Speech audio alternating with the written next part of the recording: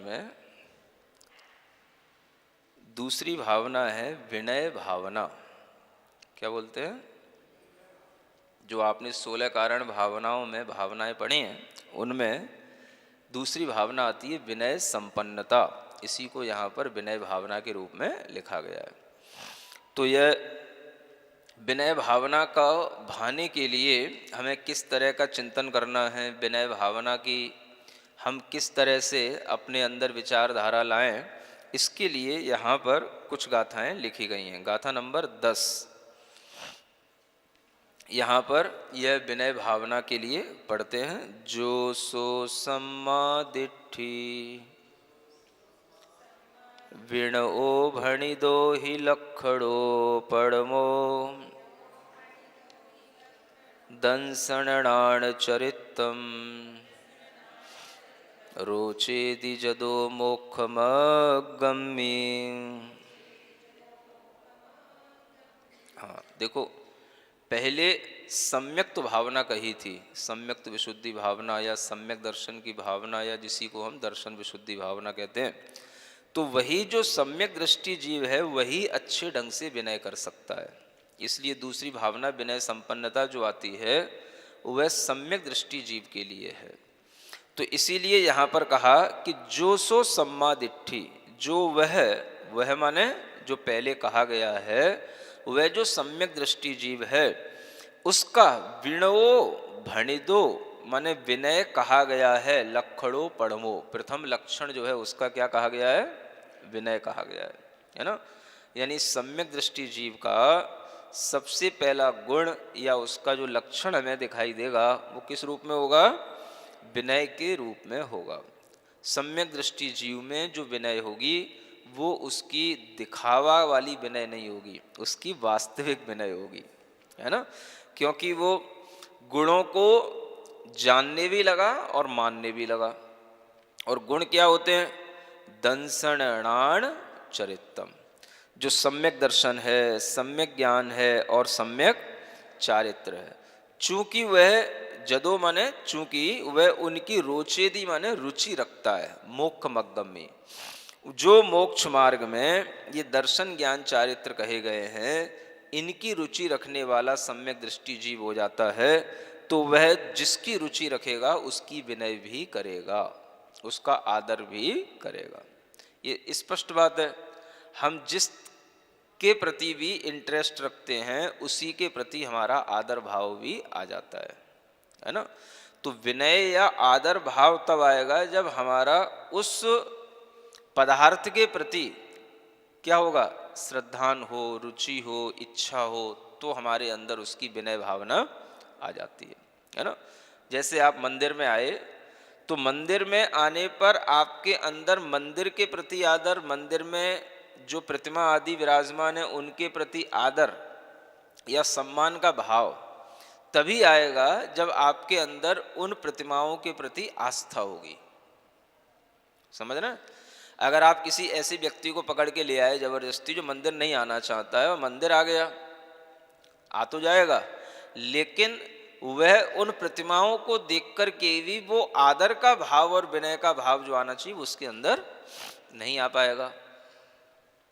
तब आप उससे कहोगे जबरदस्ती, भाई झुक जा, नमोस्तु कर, बैठ के कर।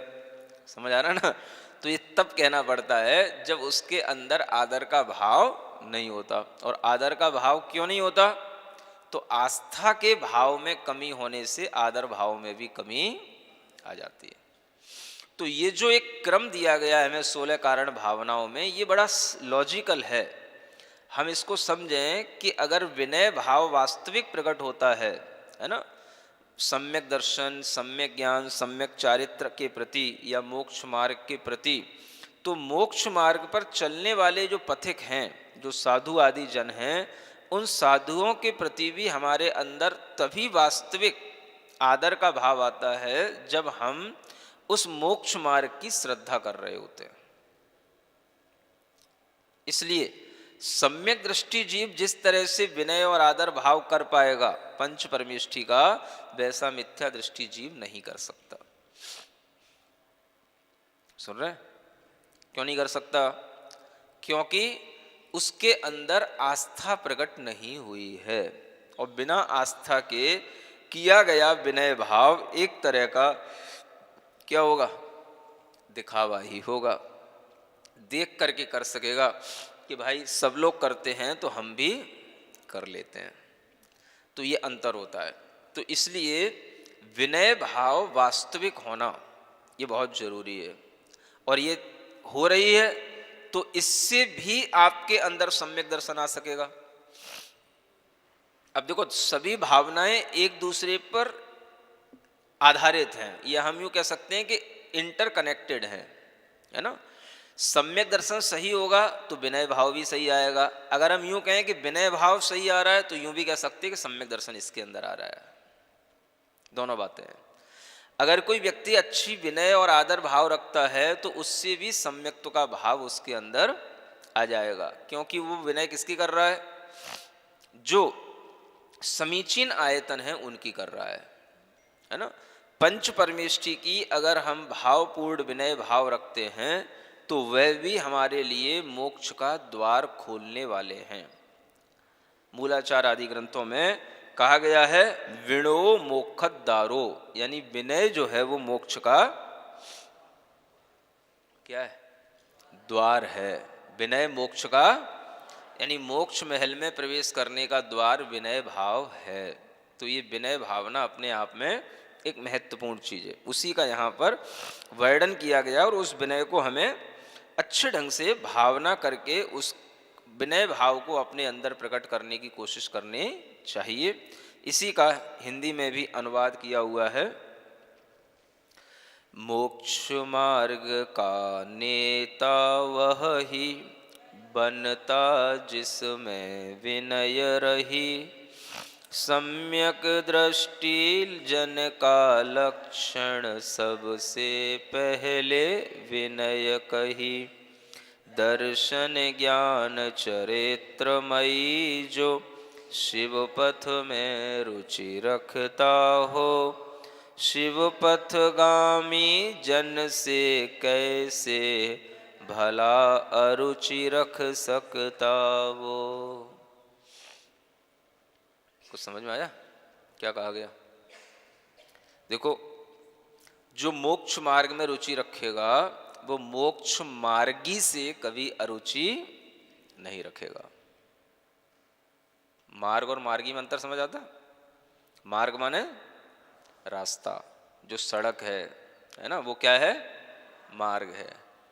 और उस पर जो चलने वाला है वो मार्गी कहलाता है। समझ आ रहा? हम अगर सड़क पर चल रहे हैं तो हम कौन हुए, मार्गी, और सड़क क्या हुई, मार्ग। तो जो रास्ता है, जिसको रास्ता अच्छा लग रहा है तो उसको उस रास्ते पर चलने वाले लोग भी अच्छे लगेंगे। जिसको रास्ता खराब लग रहा है तो उस रास्ते पर जो लोग जा रहे होंगे वो लोग भी उसको अच्छे नहीं लगेंगे। ये नियम होता है। इसलिए यहां पर कहा गया कि जो व्यक्ति सम्यक दर्शन की रुचि रखे, सम्यक ज्ञान की रुचि रखे, सम्यक चारित्र के प्रति रुचि रखे, और इन तीनों से बनने वाला जो मोक्ष मार्ग है उसके प्रति रुचि रखे, तो उस मोक्ष मार्ग को जो फॉलो करने वाले हैं, उस मोक्ष मार्ग के पथ का जो अनुसरण करने वाले हैं, उन जीवों से वो अरुचि कैसे रख सकता है? क्या समझ आया? क्योंकि ये सम्यक दर्शन ज्ञान चारित्र मिलेगा कहां? रास्ता और आदमी तो अलग अलग हो सकते हैं, समझ आ रहा है, उदाहरण के लिए जो बताया गया, लेकिन मोक्ष मार्ग और मोक्ष मार्गी अलग अलग नहीं होते हैं। क्या समझ आ रहा है? तो ये मोक्ष मार्ग कहां मिलेगा? जहां सम्यक दर्शन ज्ञान चारित्र होगा, उसी का नाम। तो ये मार्ग कहीं अलग से तो नहीं मिल सकता। ये किसी अलग कोई हाईवे इसका बना हो या कोई अलग इसका स्थान बना हो, ऐसा तो ही नहीं है। ये मार्ग कहां मिलेगा? बोलो। केवल आत्म द्रव्य में मिलेगा, आत्मा में मिलेगा। मार्ग कहां मिलेगा? आत्मा में। क्योंकि सम्यक दर्शन किसका गुण है? आत्मा का। सम्यक ज्ञान किसका गुण है? आत्मा का। सम्यक चारित्र किसका गुण है? आत्मा का। तो आत्मा के ये गुण आत्मा में ही मिलेंगे। अब आत्मा को हम न माने और हम केवल इन गुणों को माने, और जिन गुणों को धारण करने वाला जो आत्मा है उस आत्मा को हम ना माने, तो ऐसा कैसे बनेगा? समझ आ रहा? ये तो फिर हवा की बातें हो गई भाई, जैसे हवाई फायर होते हैं ऐसी बातें हो गई कि भैया हमें सम्यक दर्शन, सम्यक ज्ञान, सम्यक चारित्र बहुत अच्छा लगता है, और जब कोई सम्यक दृष्टि दिखे, ये तो सम्यक दृष्टि हो ही नहीं सकता, सम्यक चारित्र वाला दिखे, वो तो हो ही नहीं सकता। ऐसा अगर हम अपने अंदर अरुचि भाव बना करके रखेंगे तो हम कभी भी मोक्ष मार्ग पर चलने योग्य नहीं हो सकते।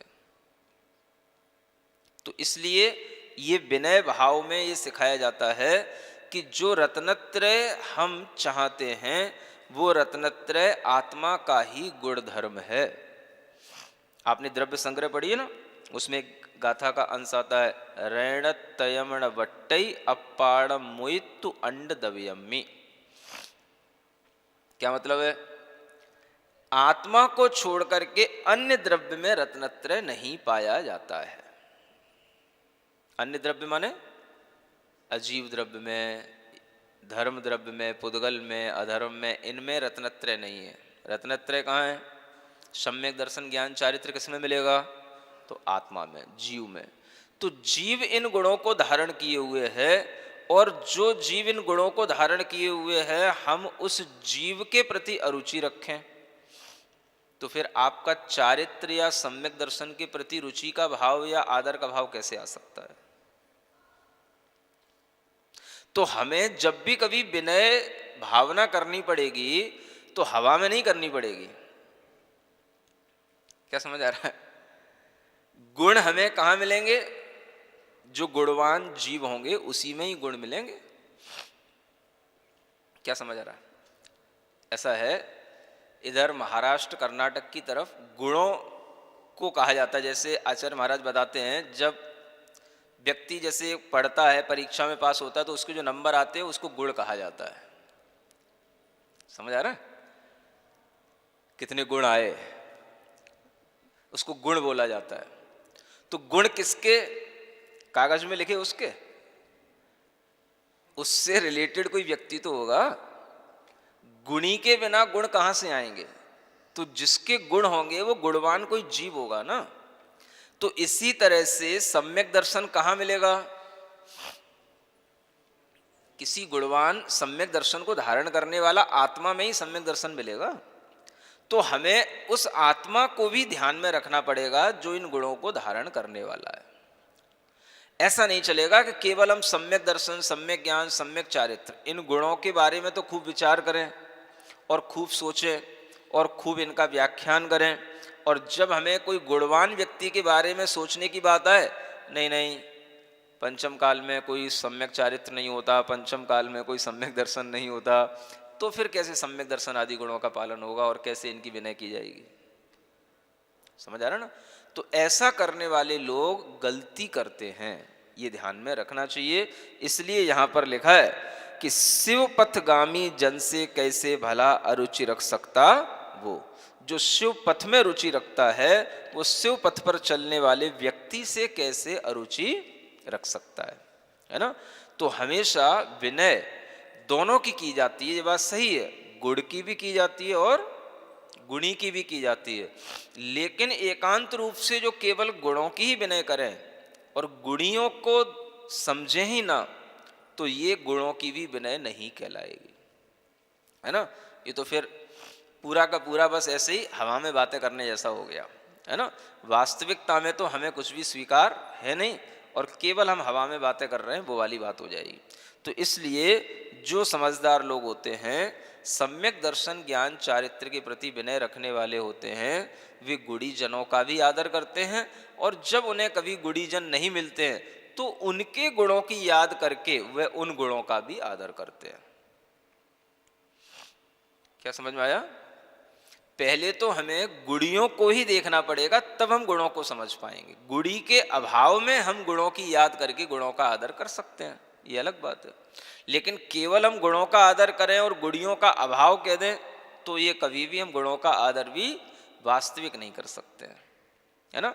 इसलिए ये बहुत अच्छी बात लिखी हुई है, विनय करने से पहले हम ये समझ लें कि जो सम्यक दर्शन ज्ञान चारित्र को धारण करने वाले हैं, पहले तो हमें उन गुणी जनों की ही विनय करना सीखना है।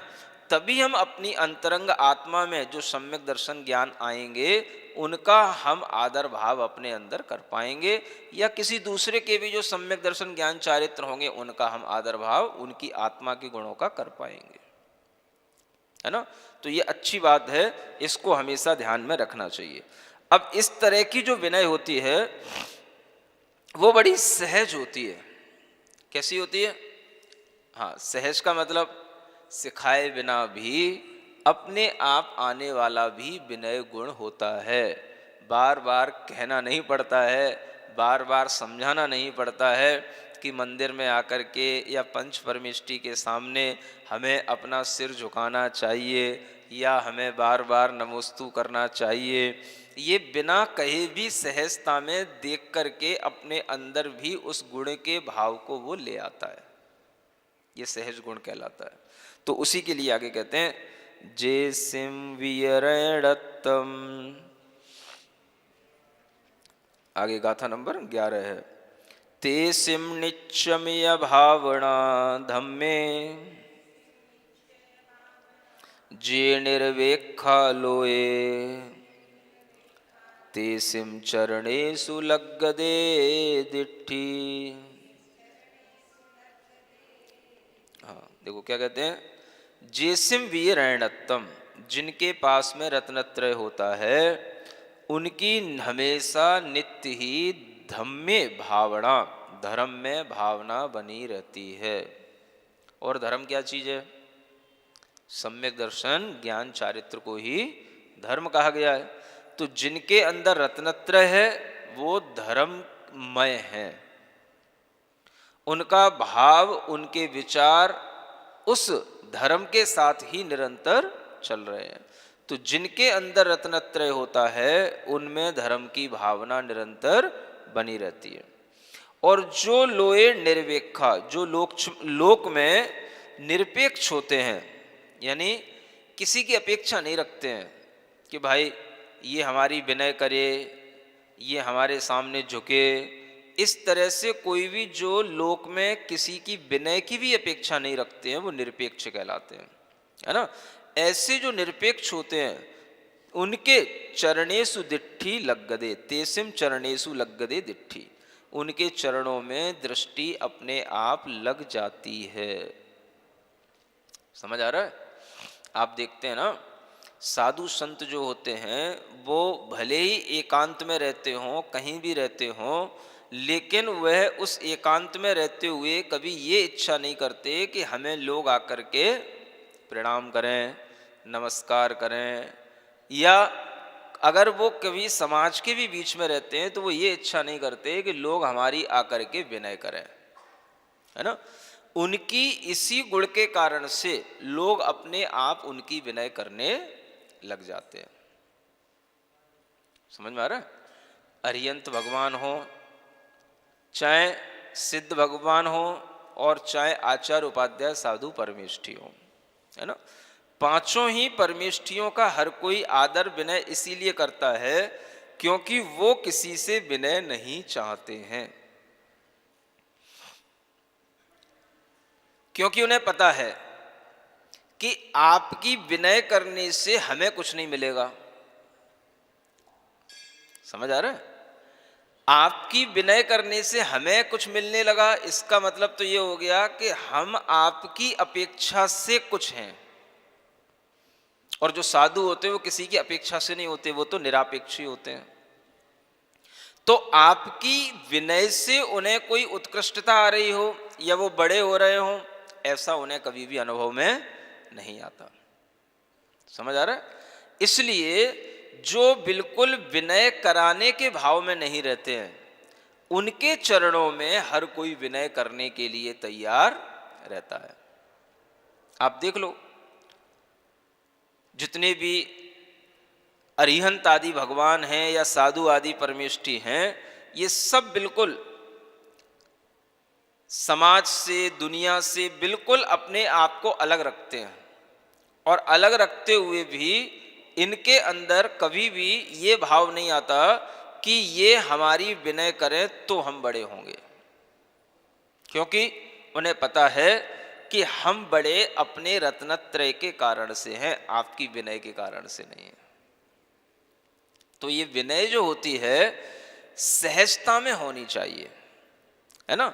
मतलब कि जो निरपेक्ष होंगे उनके प्रति विनय अपने आप सहज भाव से आ ही जाती है। कौन होने चाहिए? निरपेक्ष। निरपेक्ष समझते हो ना, जिन्हें अपेक्षा न हो। किसकी? आपके विनय की, वो निरपेक्ष कहलाएंगे। तो जो निरपेक्ष होंगे उनके प्रति अपने आप सहजता में विनय भाव आ जाता है। यूं समझना चाहिए कि जो व्यक्ति ये चाहेगा कि मेरी विनय हो, लोग उसकी विनय नहीं करेंगे, और जो नहीं चाहेगा लोग उसकी विनय करेंगे। ये संसार का नियम है। समझ आ रहा है? आप अगर अपने बच्चे से कहोगे बार बार मुझसे जय जिनेंद्र कर, मुझसे जय जिनेंद्र कर, तो वो तुमसे भी जय जिनेंद्र नहीं करेगा। समझ आ रहा है ना? हाँ। लेकिन अगर आप केवल निरपेक्ष होकर के रहोगे तो वो कभी ना कभी सीख लेगा कि हमारे ये बड़े हैं, हम इनसे कोई भी आदर भाव नहीं रखते हैं, हमें आदर भाव रखने के लिए इनसे जय जिनेंद्र कहना चाहिए। वो सीख लेगा अपने आप। अगर आप उसके प्रति केवल एक समानता का या सहजता का, सरलता का व्यवहार रखेंगे तो वो आपका आदर भी अपने आप करने लग जाएगा। तो इसी तरह से विनय कराने से नहीं आती है, विनय अपने आप सहज होने लग जाती है। ऐसे ये विनय भावना भी हमें बहुत गुणवान बना देती है। इसी का पद्यानुवाद पढ़ते हैं। जो रत्न त्रय धारण करके नित उसका पालन करते, वही धर्म है जिसको धर के धार्मिक सब जन हैं कहते। जग में रह कर भी जो जग से नहीं अपेक्षा कुछ रखते, उनके चरण कमल में दृष्टि लगी सहज वो मद हरते। है ना। वज्रनाभि चक्रवर्ती की जो आप पार्श्व पुराण में वैराग्य भावना पढ़े हैं उसमें भी यही है ना। जब वो क्षेमंकर मुनि वंदे, है ना, और उन क्षेमंकर मुनि की वंदना करते हुए वो वज्रनाभि चक्रवर्ती क्या करते हैं? उनके चरणों में दृष्टि लगा करके बैठ जाते हैं, है ना। अब वो मुनि महाराज कहाँ हैं? कहीं जंगलों में हैं। लेकिन जब उन्हें वो मिल गए तो उन्हें ऐसा मिल गया कि वो सारा का सारा अपना चक्रवर्ती का वैभव भूल गए। इनसे बड़ा दुनिया में कोई भी नहीं है, और वो सहज विनय भाव से उनके चरणों में दृष्टि लगा करके बैठ जाते हैं, है ना। इसी को बोलते हैं गुणवान व्यक्तियों के अंदर सहज विनय का भाव होता है, और वह इस तरह से दिखाई देता है। ठीक है, इतना ही पर्याप्त है।